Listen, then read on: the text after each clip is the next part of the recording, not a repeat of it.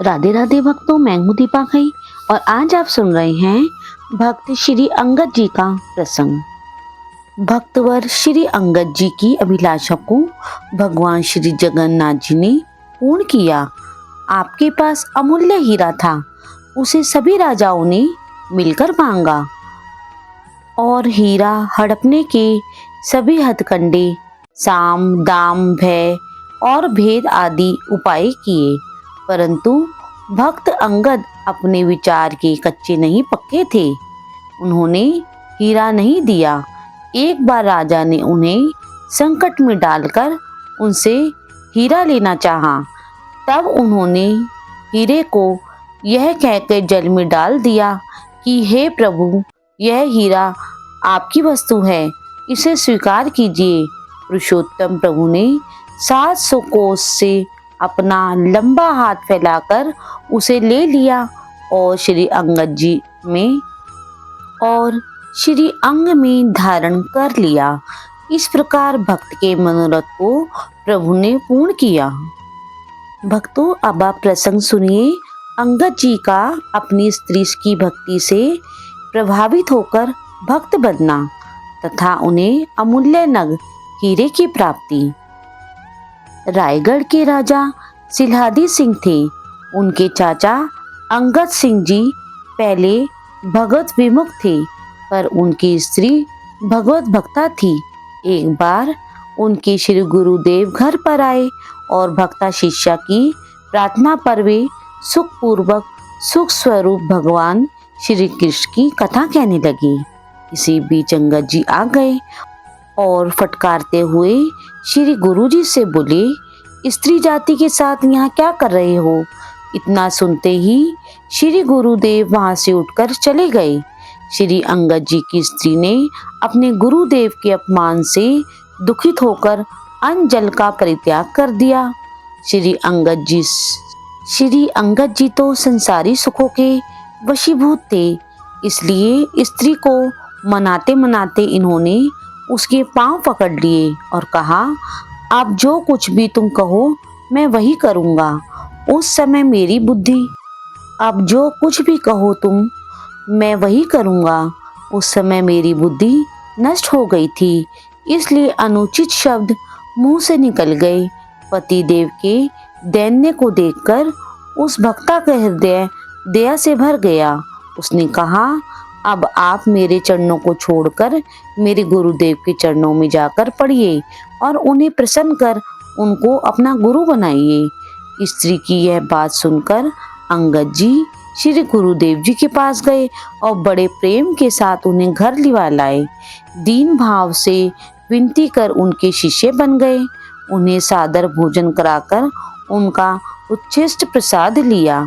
अब श्री अंगद जी के हृदय में भक्त भगवान और श्री गुरुदेव में एक नवीन प्रीति प्रकट हो गई। अपने भतीजे राजा सिलहादी सिंह जी के आदेशानुसार एक बार आपने एक शत्रु राजा के ऊपर चढ़ाई की और विजय प्राप्त कर ली।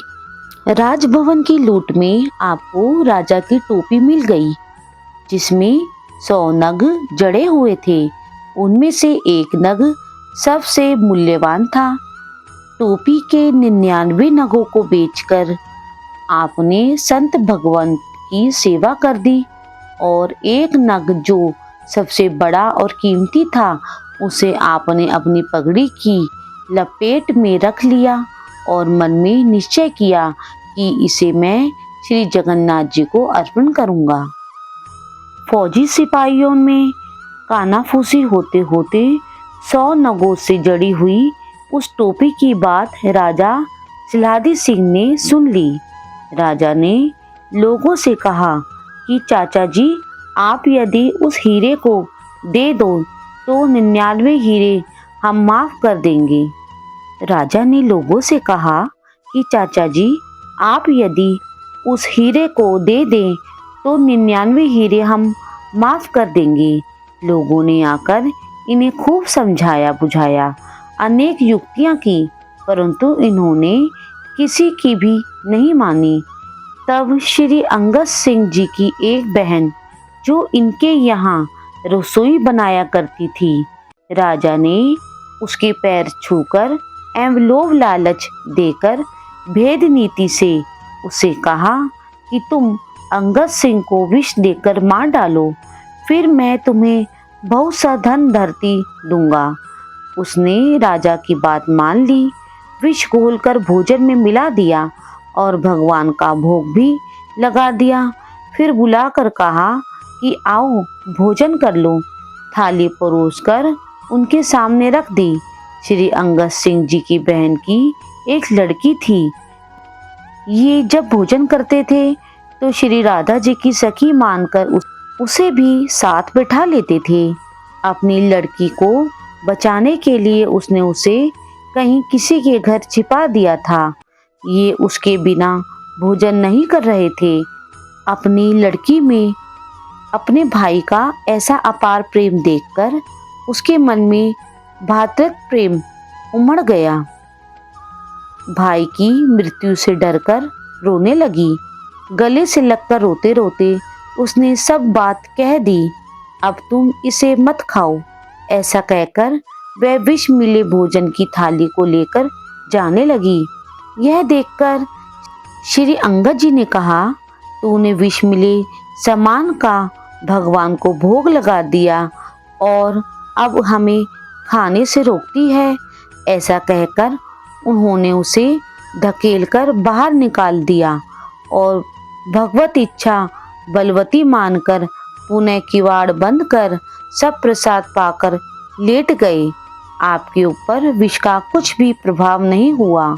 प्रसाद प्रेम से आपके मुख पर नई चमक आ गई, परंतु आपके मन में इस बात का असह्य कष्ट बना हुआ था कि विष मिश्रित पदार्थ भगवान को भोग लगाया गया है।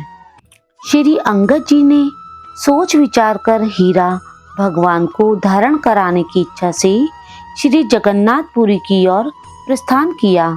समाचार पाते ही खींचकर राजा ने सिपाहियों को भेजा। उन्होंने आकर इन्हें सब ओर से घेर लिया। राजपुरुषों ने कहा, आप हीरा यहीं मेरे सामने रख दीजिए, अन्यथा युद्ध करने के लिए तैयार हो जाइए। यह सुनकर श्री अंगद जी ने कहा, आप लोग थोड़ा ठहरिए, मैं इस कुंड में स्नान करके अभी हीरा दिए देता हूँ। आपके मन में तो भगवत प्रेम ओतप्रोत था, इसलिए उन्हें न देकर यह कहते हुए हीरा जल में डाल दिया कि प्रभु यह आपकी वस्तु है, कृपया आप इसे स्वीकार कीजिए। प्रेम भरी भक्त की यह वाणी श्री जगन्नाथ जी को अति प्यारी लगी।